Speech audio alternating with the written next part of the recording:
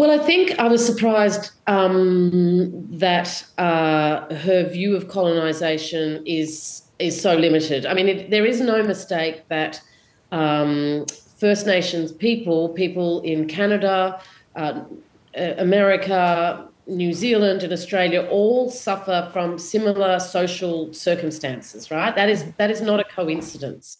That is a result of colonisation, and communities are bringing themselves out of that. I mean, that is why Indigenous people are in the situation we are. It's not an excuse. It's not a justification for not changing it.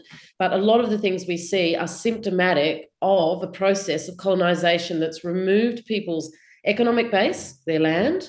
It's put them in reserves or missions. It's meant that they've been denied equal opportunities in employment. They've been denied proper education in these reserves and missions. And so it's intergenerational poverty that is caused by colonisation. That's what we see today. That is what we're dealing with. And I think Jacinta is under the impression that the colonisation is a very short period around where the convicts happened. But actually, colonisation lasted from, 1788 for another, 100 or more years. So I think it's a lack of understanding on her behalf about the scale of colonisation and what we term colonisation, in fact. Why do these comments matter? Well, I think it speaks to, a lack of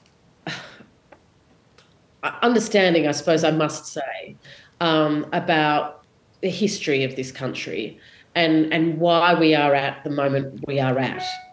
And I'm concerned that with Senator Price leading the policy agenda of the coalition, to be uninformed, comprehensively about the history of the country, that doesn't position her well for leading the policy agenda of the coalition. And that's significant. So it also doesn't position her well for understanding the importance of the voice. And the fact that why the voice is required is because of the process of colonisation, where Indigenous people haven't been heard when detrimental policies have been made about them. And very recently, we're not talking about, the 1790s or the 1850s. We're talking about very recent policy interventions that have not been successful, have wasted taxpayers' money, and have not engaged with Indigenous people adequately to design better policies.